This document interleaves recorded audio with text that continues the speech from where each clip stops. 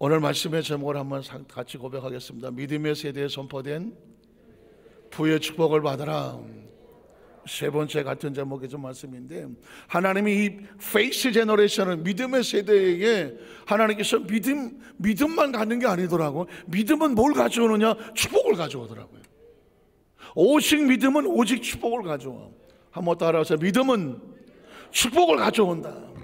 그래서 원래 믿음이란 뜻은 뭐냐면, 여기 꽃이 있지만 믿음이란 뜻은 받침이란 뜻입니다.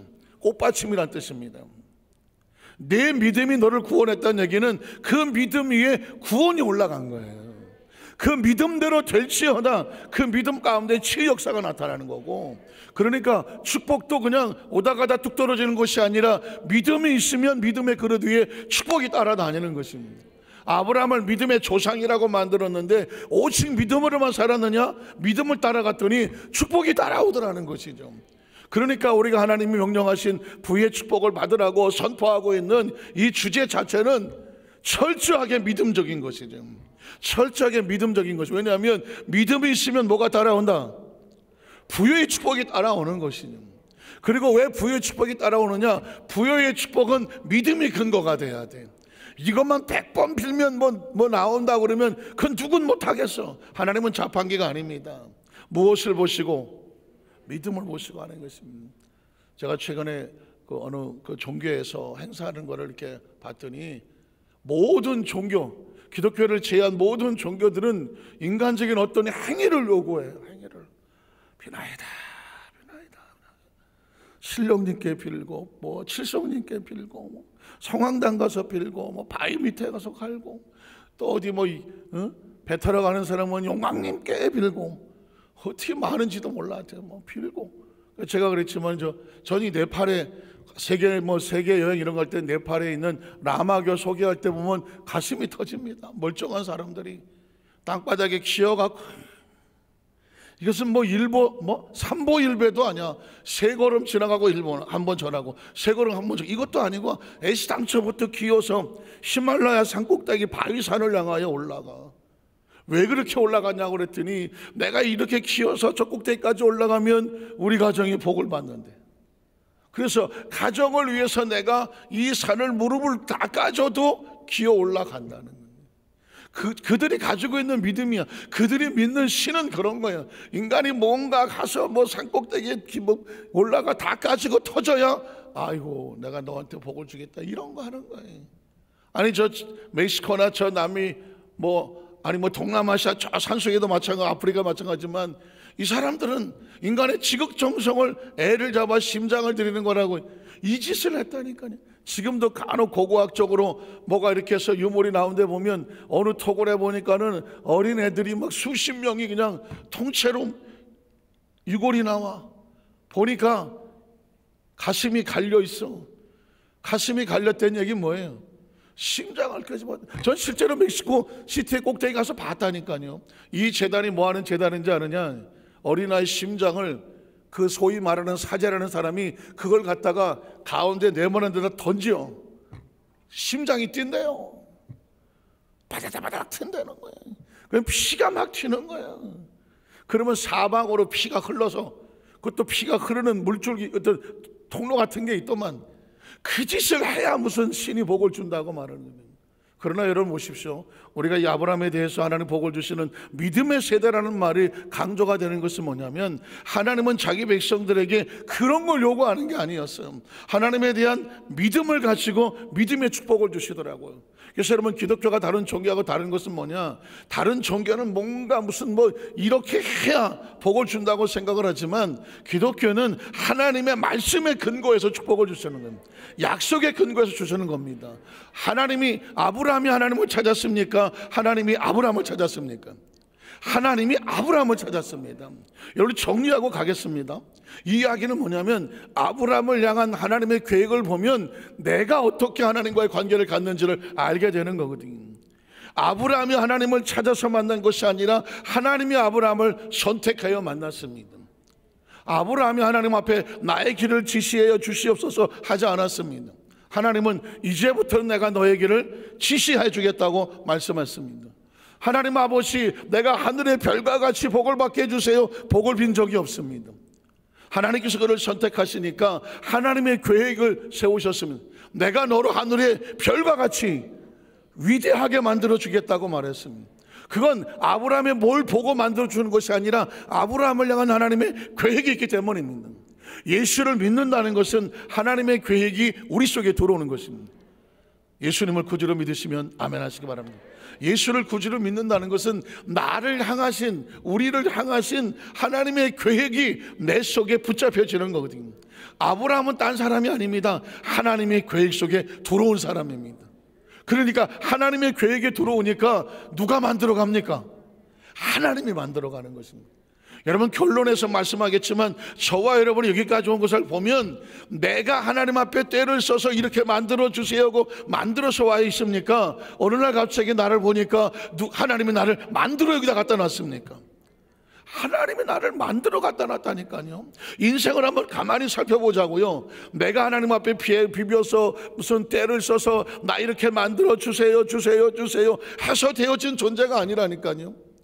하나님께서 원하시는 모습으로 우리가 보지 못하고 듣지 못하고 손잡히지 않았는데 세월이 지나서 보니까 이렇게 하시려고, 날 이렇게 하시려고, 우리 가정을 이렇게 하시려고, 우리 교회를 이렇게 하시려고, 심지어 대한민국도 이렇게 하시려고 그 모진 역경과 고난과 시련을 이겨내게 하시고 세계 모든 민족 위에 뛰어나게 하시는구나. 전 대한민국의 미래를 절대 불행하게 보지 않습니다. 비관적으로 보지 않습니다. 우리나라는 하나님이 보호하사 우리나라만 여기까지 온 겁니다. 이 땅에 가는 예수 믿는 성도들도 있고 전 세계적에서 모든 교단 가운데 대형 교회는 다 우리나라에 있습니다. 감리교, 성결교, 순복음 이런 말할 거 없고 하나님께서 왜 이 땅에다 그런 일 하십니까? 우리나라 성도들이 교회를 잘 지어서 교회를 지었습니까? 하나님이 이 땅에다 교회를 세우셔서 세워졌습니까?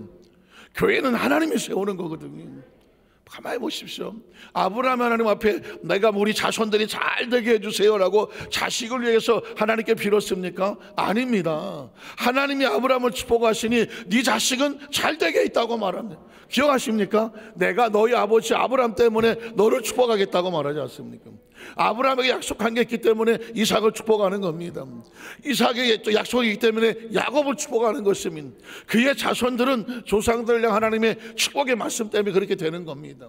자, 그렇다고 하면 왜 이 아브라함의 축복이 중요하냐면 그게 이스라엘 백성을 위한 축복이 아니더라는 것이죠. 말씀을 통해서 보니까 예수님은 왜 이 땅에 오셨는가? 넓은 의미에서 온 인류를 구원하시려 왔지만 좁은 의미에서 보면 구약에 약속됐던 아브라함을 향했던 그 축복이 이방인들에게 미치게 하기 위해서 통로가 필요해서 통로가. 근데 그 통로가 뭐냐? 예수님이었다는 것입니다. 유대인들을 통해서 아브라함을 통해서 세계 복을 주려고 했더니 유대인들이 자기들끼리만 꽁꽁 묶어서 이건 우리 복이야, 이건 우리만 복받게 돼 있어, 아브라함의 자손들만 복받게 있어, 저 이방인들은 절대 받으면 안 돼, 자기들이 똘똘 뭉쳤습니다. 그래서 이건 하나님의 뜻이 아닌 거죠. 예수님이 오셔서 일부러 세리를 찾아가고 장녀들을 찾아가고 병든 사람을 찾아가고 소외된 사람을 찾아가고 유대인들이 보기에는 다 버림받은 같은 이방인들을 찾아가고, 이건 뭘까요? 복음의 핵심은 저들에게 있다는 것입니다. 그래서 여러분, 이 시대를 살아가면서 정확하게 할 것은 하나님의 약속, 아브라함을 향한 축복의 약속을 샘플로 안다면 그 다음에 이 시대에 저와 여러분을 연결하는 게 뭐다? 예수 그리스도입니다. 예수님께서 왜 고난을 받느냐? 그동안 우리가 알지 못했던 세상의 모든 것들을 다 짊어져서 대속하고, 어린 양과 같이 대속하고 우리의 지나간 과거를 다 씻어버리고 이제 새로운 믿음의 자손으로 출발을 해서 누구의 복을 받아라? 아브라함의 복을 받으라는 것이죠. 아브라함의 복을. 그리고 우리가 아브라함의 복을 받기 위해서 기도하시는 건 뭐냐? 우리는 빌지 않습니다. 약속을 믿고 아버지 앞에 간구하는 겁니다. 간구하는 겁니다. 비는 거하고 간구하는 건 다릅니다. 그냥 종으로서 지나가다 좀 한 푼 주세요라고 비는 게 아니라 아들로서 아버지에게, 아버지, 나는 이런 것들이 있어서 이 일을 하기 위해서 물질이 필요합니다. 지혜가 필요합니다. 건강이 필요합니다. 은사가 필요합니다. 주의 일을 하게 하여 주시옵소서 하는 겁니다. 그래서 하나님께서 그 사명을 위해서 영권을 주고 물권을 주고 하나님 생명을 주고 은사를 주고 기적을 주시는 겁니다. 간혹가다 이런 축복을 받고 잘못되는 사람들은 그걸 가지고 하나님의 계획과 목적 안에 살지 않고 다른 짓을 하고 나갈 때에 저 TV에서 나오는 2단이 되고 3단이 되고 4단이 되고 5단이 되고 7단이 되는 것이죠. 자, 그러면 제가 여러분에게 근거를 드려야 될 거 아닙니까? 근거. 그런 약속의 말씀이 과연 있습니까? 제가 여러분에게 근거를 드려야죠. 자, 갈라디아서 3장 6절 이하를 보겠습니다. 갈라디아서 3장 6절에 보면 아브라함이, 그 아브라함입니다. 그 아브라함. 이 아브라함이 하나님을 어떻게 하며? 믿음에 그것을 아브라함에게 뭐로 정하셨더라? 의로 의가 뭘까요? 죄에서 멀어진 자, 하나님과 다시 관계가 회복된 자, 하나님의 백성이 된 자, 하나님의 축복을 이어진 자, 회복한 자, 구원받은 자, 의로 정하셨다함과 같으니라. 그 다음 절을 보면 그런즉 믿음으로 말미암은 자, 누구예요? 누구를 믿음으로? 예수를 그 중으로 믿음으로 말미암아 하나님의 자녀된 저와 여러분은 누구의 자손이에요? 아브라함의 자손. 확실합니까? 확실합니까? 제가 아까 말했습니다. 예수는 왜 이 땅에 오셔야 됐나? 그는 왜 십자가를 짊어셔야 됐나? 왜 그는 부활하셔야 됐나? 그는 왜 우리에게 다시에게 성령을 약속하셨나? 예수님은 왜 다시 오신다고 재림을 약속하셨나? 예수는 과연 우리에게 어떤 존재인가? 구약 성경 속에 아브라함을 통하여 약속하신 그 축복을 유대인들이 자기들끼리만 지고 앉아서 안 된다고 지고 있는 거, 그렇게 하려고 하나님께서 축복을 주신 게 아니거든. 유대인 아니야.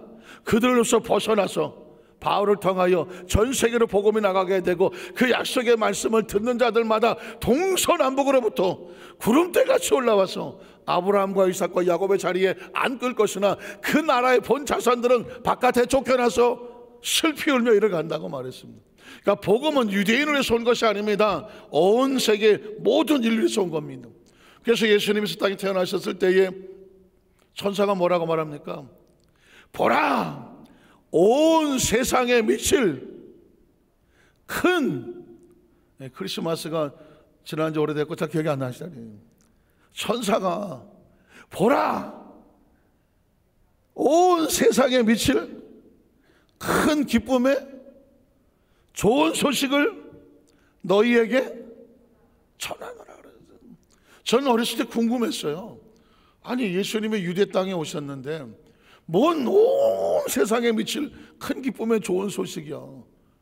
유대인들에게 갇혀 있었던, 꽁꽁 갇혀 있었던 이 복음이 껍질이 깨지고 포장이 뜯기고 복음이 이제 예수로 말미암아 전 세계로, 전 세대로 어떻게 할 것이다, 퍼져나가는 것입니다. 이제는 누구든지 주의 이름을 부르는 자마다 아브라함의 복을 받은 아브라함의 자손인 줄 알지어다 하는 것입니다. 여기서 믿음으로 말미암아 아브라함의 자손이란 딴 것이 아닙니다. 믿음으로 의를 얻는 사람, 그리고 아브라함의 약속된 축복을 같이 받는 사람, 자손인 줄 알지어다. 그 다음 절에 보면 하나님이 이방을 믿음으로 말미암아 의로 정하실 것은 이미 성경에 예언되어 있는 것입니다. 성경이 미리 알고 뭐라고 말합니까? 먼저 아브라함에게 복음을 전했어요. 십계명이 있기 전에 아브라함에게 하나님의 축복을 했을 때에 너와 내 자손만으로 말미암아 천하 만민이 복을 받는. 여러분 보십시오. 아브라함은 유대의 자손들이 태어나기 전에 하나님이 아브라함에게 약속을 했어요. 너와 내 자손으로 말미암아 천하 만민이 복을 받을 거라 그랬어요. 그런데 유대인들은, 아브라함의 자손들은 그게 싫은 거예요. 그게 싫었어. 그래서 오직 유대인들, 자기들만 선민이라고 말하고 초우준 피플이라고 말하고 이방인들은 개라고 말하고 상종을 하지 아니하고, 심지어 전 사마리아라는 이름만 들으면 가슴이 아파요. 사마리아. 이 사마리아는 유대인입니다. 근데 뭐 이스라엘 역사를 조금 아시겠지만 BC 722년에 아시리아에게 한번 포로를 당하고 BC 586년에 바벨론에 한번 포로를 당합니다. 그런데 이 어떤 족속은 그냥 우리도 일본 일제시대 때 막 그 이름도 바꾸고 막 나라를 없애볼 민족 말살 정책을 했지 않습니까? 문화도 바꾸고 막 언어도 바꾸려고 했었지 않습니까? 그건 나라를 없애려고 하는 거거든요. 아시리아도 그랬어, 아시리아. 그러니까는 그때 완전히 피가 막 섞여버린 사람이 있고, 그러나 바벨론은 또 한 사람은 어떻게 했느냐? 그냥 너네들끼리 살아. 포로를 식민지가 됐지만 그냥 너네들끼리 모여서 그 집단을 이루고 살아. 간섭을 하지 않았습니다. 포로들만에 이제 70년 만에 다시 돌아왔는데, 돌아와 보니까 피가 갈린 사람들이 돌아왔어. 피가 갈린 사람. 그러니까 어떻게 합니까?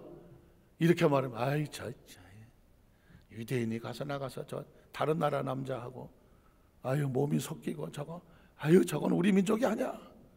도대체 누구 때문에 그렇게 됐습니까? 나라가 약해서 백성이 피투성이가 됐는데, 포로돼서 돌아왔더니 뭐라고 말하냐면, 저건 저 부정한 백성은 우리 유대인이 아니야.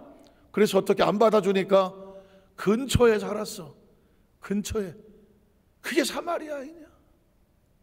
유대인이란 말도 하지 못하고 피가 섞여서 자식들은 다 혼혈아야. 혼혈아. 그러니까 그 천대와 손가락질을 받는 사람들이 사마리아인. 여러분 혹시 아시잖아요. 우리나라도 저 원나라 때 그 몽고에 많은 조공을 받습니다. 이 나라가 정말 연약하면 고생하는 거는 아이들하고 여자들 아닙니까, 예전에? 그래서 막 조공으로 막 젊은 처자들이 많이 끌려갔잖아요.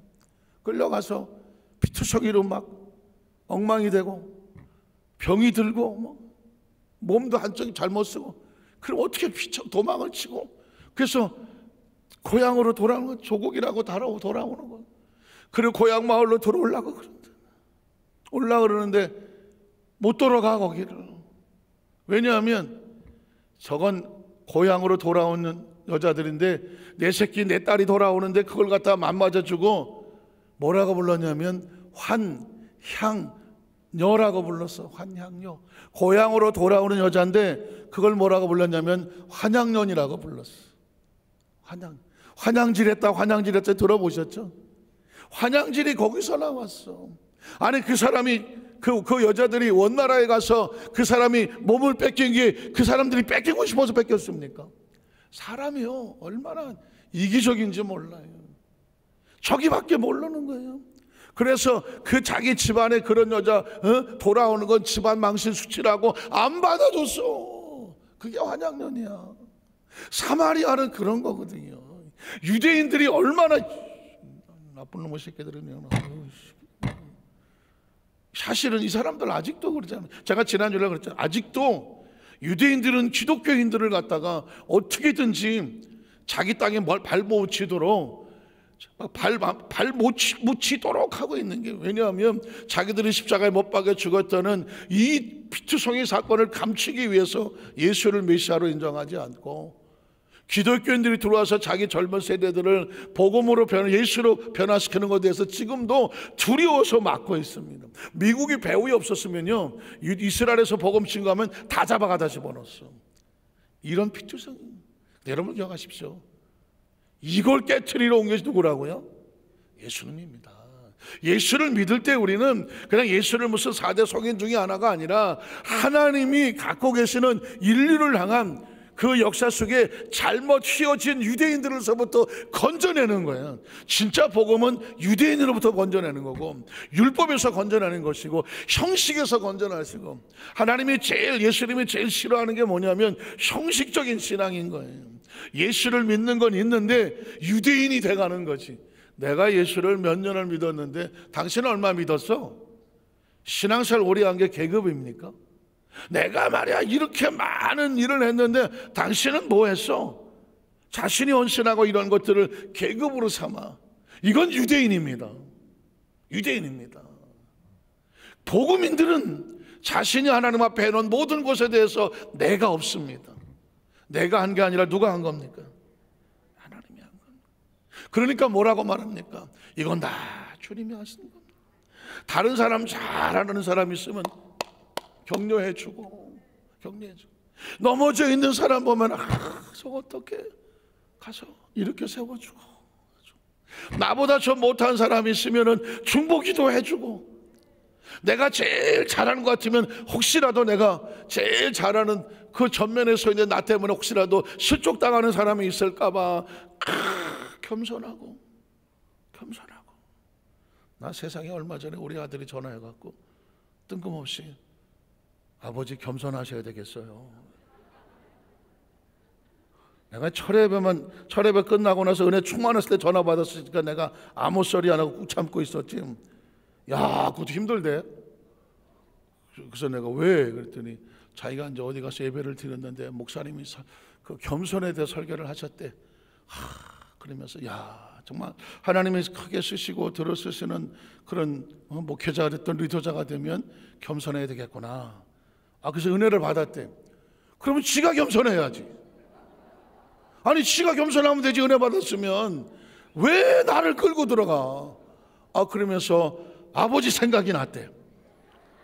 그러면서 아버님도 목사님으로서 많은 성도들을 모시고 있으니까 왜 이렇게 아버지 생각이 나는지 모르지만 겸손하셔야 되겠대. 내가 그날 정말 철야가 아니고 목요일만 됐어도 내가 정말 너나 겸손해 그러고 싶은 마음이 여기까지 올라오는데 이것도 성령님의 음성이구나. 그래, 알았어. 그런데 지금 생각하니까 지나 겸손하지. 어쨌든 사실 이런 겁니다. 예수를 믿고 은혜 받은 사람은요, 내가 겸손해지는 것이에요. 내가 겸손해지고 다른 사람을 높여주고 격려해주고, 이게 복음이에요. 그래서 유대인이 안 되려고 진짜 몸부림쳐야 돼요. 유대인도 유대인 되고 싶어서 유대인 됐나요? 어느 날 보니까 아브라함의 자손이고 막 이스라엘이 성지야, 막 동서남북에서 성지 순례온다 그러지. 야, 이 땅은 뭐 대단한 땅인가 보다. 자기들은 뭐 예수도 믿지도 않으면서 예수 믿는 사람들 뭐 천주교인들 뭐 그냥 막날라 들어와서 하고 가니까 지네들이 뭐가 된 거나 되는 것처럼 그렇게 생각을 하는 겁니다. 여러분 신앙생활 하시면서 오래 되실수록, 기도 많이 하실수록 조심하셔야 됩니다. 당신 기도 얼마에? 난 하루에 4시간에 4시간도 안 하는 것들이 기도한다고. 아이고 참. 여러분 어떻게 생각합니까? 이거 어울립니까? 이거 기도하는 사람 말입니까? 아니잖아요. 당신 전도 몇 명 했어? 나는 1년에 3명씩 해. 내가 돌아 한 40명인 것 같아. 몇 명 했어? 2명? 그걸 전도라고 하냐? 아유, 어떻게 생각하십니까? 말은 맞는 것 같아요. 말은 맞는 것 같아. 그렇지만 이게 복음입니까? 복음 아닙니다. 복음, 진짜 복음이 들어온 사람은 어떻게든지 마지막 순간까지 다른 사람을 살리고 편안하고 은혜를 끼치고 부드러워지는 거예요. 이게 복음이에요. 그래서 끝까지 선줄로 하는 사람은 넘어질까 조심하고, 나중된 자가 먼저 되고 먼저 나중 자가 있으니 끝까지 어떻게, 나는 하나님의, 나의 나 된 것은 그냥 하나님의 은혜입니다. 이거 붙잡고 가셔야 돼요. 그럼 뭐 저도 마찬가지죠. 그러니까 혹시 그런 얘기 들어보십니까? 나의 인생을 오래 사니까 점점 세상이 두려워진다. 그리고 젊은 사람들이 두려워져. 이유가 뭔지 아십니까? 행동이 조심스러워져.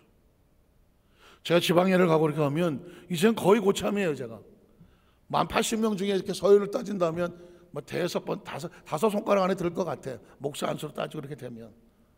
그런데 젊은 목사님들이 두려워. 행동이 조심해. 말도 존댓말을 해요. 혹시라도 저 정도 목회를 하고 저 정도 신앙생활을 하고 한 목사님이 저거밖에 안 돼? 혹시라도 후배들이 그렇게 말할까봐 얼마나 조심스러운지 몰라요. 혹시 교만하게 보일까봐. 혹시 왜 우리 교회가 안산 시흥 지방의 80개 중에서는 그래도 안산 시흥 지방에서는 우리 교회가 제일 큰 교회예요. 쉽게 말하면 장자의 사명을 가지고 있어. 그러다가 보니까 제가 말 하나 행동 하나를 조금만 삐끗하면 교만할까? 교만한데? 이런 소리 들을까봐 진짜 조심하고 진짜 더 조심합니다. 여러분 마찬가지입니다. 우리가 신앙생활 오래 해서 장로님 되고 권사님 되시고 지역장로님에서 오래 신앙생활 하시다 보면 진짜 두려운 건 아까 유치부 같은 애들이에요. 윤여보 같은 애들은 나 아까 애들 무서웠어. 쟤네들이 자라는 과정 속에서 우리를 보고 혹시라도 잘못 보고 자랄까 봐. 아, 저래도 되나? 뭐 저래도 되는데 뭐. 애들은 보고 자라잖아요. 점점 두려워지는 겁니다. 저와 여러분 마찬가지예요. 신앙생활 하면서 나 혼자만 열심히 하고 살아왔지만 어느 날 보니까 나의 뒤통수를 보고 따라오는 사람이 있어. 나의 뒤통수를 보고. 저는 우리 여도수 한사교회 모든 성도들 이번에 성령 대망회를 같이 하면서 다시 새롭게 마음을 다지고 신앙을 다지고 믿음을 다지고 서실 수 있는 저와 여러분이 되시기를 간절히 정말 간절히 간구합니다. 자, 그러면 전 분명히 아무리 그래도 시간 안에는 바로 끝내요. 절대 넘어가진 않아요. 걱정 안 하셔도 됩니다. 자, 출애굽기 14장을 보면 그럼 그거 마저 해야 돼요. 읽어볼까요? 자, 그 다음 절에 보면 그러므로 믿음으로 말미암은 사람은 믿음이 있는 누구와 같이 복을 받아요? 정확히 집어넣으셔야 돼요. 왜 아브람 하냐면 아브람을 알아야 내가 받을 복을 알아요. 아브람을 알아야 내가 받을 복을 알아. 믿음으로 말미암은 자는 믿음이 있는 아브람과 함께 복을 받아. 자, 그 다음 절에 보면 그리스도께서 우리를 위해서 저주를 받은 바 되사 율법의 저주 우리의 속량 십자가를 지시고 대속하신 이유도 이것 때문이에요. 우리를 속량하셨으니 기록된 바 나무에 달린 자마다 저주 아래 있는 자라 하시면 십자가는 저주예요. 예수님은 저주의 자리에 올라가신 거예요. 그런데 그것이 우리가 올라가야 될 저주의 자리를 예수님이 대신 짊어지셨으니 대속이라고 말하고, 예수님이 십자가를 졌으니 너희는 십자가를 지지 말라죠. 전 그렇게 생각합니다. 물론 누구든지 나를 따라오게 되는 자기를 부인하고 자기의 십자가를 지고 나를 따라와라. 이때 제 십자가는 사명입니다. 입제 십자가는 사명입니다. 그러나 대속의 십자가는 대신 갚았으니 네가 갚을 일이 없어. 이해가 되십니까? 내가 너의 빚을 갚았으니 넌 더 이상 빚쟁이가 아니야. 그러니까 네가 빚 갚으려고 애쓸 필요 없어. 너의 빚은 내가 갚았느니라. 죄의 값을 갚았고 저주의 값을 갚았고 네가 질병으로 당해야 될 값을 내가 대신 갚았고 징계도 대신 내가 갚았고 사망이 우리를 달려들려고 할 사망의 빚도 내가 갚았어. 그러니까 너희는 죄에서 나와서 의인이 되어야 되고 저주에서 나와서 부유한 자가 되어야 되고 질병에서 나와서 건강한 자가 되어야 되고 연약한 자에서 나와서 능력 있는 자가 되어야 되고 사망에서 나와서 부활하고 영생하는 자가 되어야 돼요. 그래야 십자가에 빛이 나는 거예요. 예수님 말씀하지 않습니까? 율법의 저주에서 속량하시려고. 그래서 어떻게 그리스도 예수 안에서 누구의 복이? 아브라함의 복이 누구에게? 왜 유대인이 아닌 이방인일 거예요? 유대인들은 지들은 가만히 있어도 받는 줄 알아. 아니야. 예수님께서 이방인에게 미칠 수 있는 대속의 제물이 되어주셔서 이방인에게 미치게 하고 또 우리가 누구예요? 예수를 구주로 믿고 믿음으로 구원받은 저와 여러분은 믿음으로 말미암아 어디까지가? 성령의 약속을 받게 하려 하느니라. 부활의 미래, 과거는 십자가, 대속. 부활의 미래는 성령. 그래서 여러분, 이 시대는 또다시 성령 시대야. 제가 이 성령 대면을 말씀을 나누면서 보니까 또다시 성령이야. 성령밖에 없어. 제가 대학원 다닐 때에 어떤 1년 선배예요. 그때 그분이 아마 육군 대위인데 변제 제대를 앞두고 대학원을 다니더라고요. 서울에서 근무했던 것 같아요. 저보다 1년 선배인데 개인적으로 상당히 존경했어요. 굉장히 영적으로 사시던. 딱 보면 알잖아요. 저는 우리 여도수 만삭교회 성도들이 그랬으면 좋겠어요. 성도들끼리 섞어 놓아도 저 사람은 여도수 만삭교회 성도인가 봐. 딱 영적인 건 칼라가 금방 드러나요. 어디다 딱 섞어 놔도 영적인 사람은 벌써 행동이 다르고 말이 다르고 움직임이 다르고 기도가 달라요. 그 100명을 앉혀놨는데 여의도 수목께서 난다긴다는 사람이 100명이 들어와 있는데 그분은 제가 딱 보니까 말하는 것도 어렵고 행동하는 것도 어렵고 영적이에요. 그래서 영적인 사람은 영적인 것에 끌려갑니다. 어떻게든지 그 사람과 대화를 자꾸 많이 해서 그 영적인 것을 교류하고 싶은 마음이 들어요. 그래서 제가 한번 대화를 했죠. 선배님, 늘 그 영적으로 기도하신 모습이 참 좋습니다. 이걸 말이라도 붙인 거예요. 근데 말이 차. 누가 선배입니까? 깜짝 놀랐지. 누가 선배입니까? 근데 그 다음 말이 수십 년이 지난 제 가슴에 아직 남아 있습니다. 선배는 영적으로 강한 자만 선배입니다. 막 뒤통수를 쳤습니다.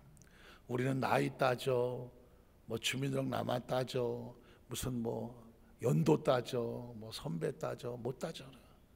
영은 안 그런 거예요. 성령 안에서는 누가 선배냐? 영적으로 강한 자가 선배인 거예요. 아무리 뭐 나이가 많고 뭐 기수가 높다고 할지라도 영적으로 바닥을 치면서 내가 선배야, 너 언제 받았어? 이건 초라한 겁니다. 초라한 겁니다. 진짜 선배는 뭐냐? 영성이 왕성한 거예요. 영적으로 뜨거운 거예요. 영적으로 충만한 거예요. 영적으로 하나님 안에 있는 사람이에요. 영적으로 감히 누가 딱 가봐 기도를 하든 말씀을 하든 그 사람의 신앙생활 모습을 보면 하나님의 성령이 흐르고 있는 게 막 전율을 느낀다니까. 그게 영적으로 강자인 거예요. 저는 우리 어두스 만삭교회 성도들이 교회를 얼마나 오래 다녔느냐, 뭐 어떻게 했느냐, 행위 물론 열심은 좋아요. 그러나 그 중심에 성령님과 교통하며 교제하며 그 뜨거운 임재가, 영적인 그 뜨거운 영성이 이왕이면 전 세계사에 가장 강력한 우리 교회와 성도들 되시기를 주님의 이름으로 축원합니다. 우리가 태어나는 시간은 내 마음대로 못하잖아. 기수도 내 마음대로 안 돼. 먼저 간 놈이 앞 기수인데 어떡하고 있어. 그러나 하나는데 내가 영적으로 더 강할 거야. 더 뜨거울 거야. 더 충만할 거야. 더 하나님 앞에 더 간절할 거야. 그 영성에 대해서 도전을 하시기를 바랍니다. 도전을 하십시오. 내 안에 성령님께서 나를 통하여 마음껏 일하게 하시는, 그게 영성이야. 그게 영성. 그러면 그 말 한마디에 성령님이 운행하시고 역사하시고 치료하시고. 제 머릿속에 딱 들고, 하나님 이 땅에 살면서 사역으로 존재하는 동안에 우리 여도수막안산 교회뿐만 아니라 온 성도들, 그리고 이 강단이 하나님의 말씀이 선포되는 전 세계 교회 가운데에 가장 강력한 하나님의 약속이 선포가 되고, 하나님의 은혜가 선포가 되고, 성령의 감동이 있고, 치유 역사가 나타나고, 하나님이 뜨거워서 견딜 수 없는, 내가 이 재단이 오순절마가 다락방처럼 만들겠다, 하나님의 심령이 통하는 우리 교회가 되기를 주님의 이름으로 축원합니다. 적어도 그런 프라이드는 있습니다. 하나님 안에서 내가 최고가 되겠다. 그 최고란 교만이 아니라 더 가까이 가겠다, 더 절박하게 가겠다, 더 절실하게 가겠다. 하나님을 아는 것만큼에서는 내가 절대로 침노하여 가장 가까운 자가 되겠다. 이게 저의 심정입니다. 저는 우리 여도수 만삭교회 성도들이 그런 심정을 가지고 앞에 서기를 주 이름으로 축복합니다. 오늘 창세기 14장에는 두 명의 왕이 나옵니다. 소돔 왕이 나오고 살렘 왕이라고 나옵니다. 소돔은 기억하시죠? 소돔과 고모라, 나중에 롯이 심판을 받을 때 그 롯이 빠져나왔던 소돔과 고모라, 음란하고 타락하고. 소돔이라고 하는 것은 조심스럽지만 동성연애의 어떤 표현처럼 되어 있는 그런 성적이 타락된 곳이 소돔입니다. 근데 그렇게 타락하기 직전에 소돔 왕과, 그리고 샬롬이 무슨 뜻입니까? 평화라는 의미를 가지고 있거든요. 샬롬, 죽을 놈 아니고 샬롬 하는 거죠. 그 예루살렘을 말하는, 예루살렘이 살롬입니다. 그러니까 살렘왕이란 멜기세덱이라고 나옵니다. 자, 소돔 왕이 나오고 멜기세덱. 그런데 이 두 사람이 아브라함을 만나고 나서 아브라함에게 축복을 합니다. 멜기세덱은 예수 그리스도로 그림자처럼 여겨지는 살렘 왕, 평강의 왕, 의의 왕인데 아브라함에게 복을 주시옵소서. 아브라함은 하나님의 사람을 만나면 그 복을 주시고 싶어서 견뎌내지를 못하더라고요. 저는 우리 여도수 만삭교회 성도들이 그런 의식과 사고가 충만했으면 하나님은 나를 축복하시고 싶어서 견디지를 못해요. 아니, 그럴 수밖에 없어. 왜? 하나님의 형상과 모양이 있지, 하나님은 마음 절박한 마음이 있지. 그래서 살렘왕 멜기세덱이 아브라함을 축복하고, 아브라함은 자기가 받은 축복 가운데 10분의 1을 다시 살렘에게 드렸다.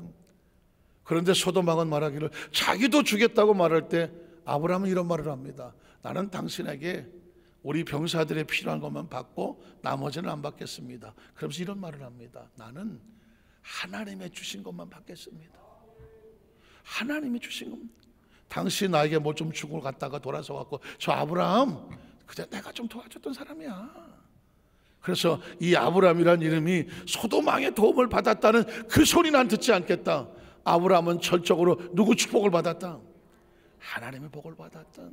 오늘 말씀을 정리하면서 영적인 프라이드와 자존심을, 자존감을 갖는다면 우리 여두순복 안산교회 오는 성도들, 이번 성령 대망에 작정하여 하나님의 부의 축복의 이 비전을 명령으로 받은 성도들, 이제부터 세상에 어디 가서 구걸해서 받지 않겠다. 사람에게 의지해서 좀 도와주세요, 사람이 나를 복있겠다는 소리 듣지 않겠다. 여두순복 안산교회 성령 부가 나가는데 어떤 누가 도와줘서 됐다 이런 소리 듣지 않는다. 누가 도우셨다? 하나님이 하셔서, 하나님이 영권을 주시고, 하나님의 물권을 주시고, 하나님의 지혜를 주시고, 명철을 주시고, 가축을 주시고. 근데 빌딩이 효과가 있는 것 같아요. 빌딩을 주시고. 하나님은 그 시대 속에서 가장 중요하시는데, 전 영권과 물권과 건강을 받으셔서 이 살았으면 어차피 한 번밖에 못 살잖아. 성령 충만 받아서 나의 삶에 하나님의 후회 없이 하나님 나를 사용하여 쓰시는 수많은 간증과 축복이 저와 여러분 가운데 충만하시기를 주님의 이름으로 축원합니다. 기도하겠습니다.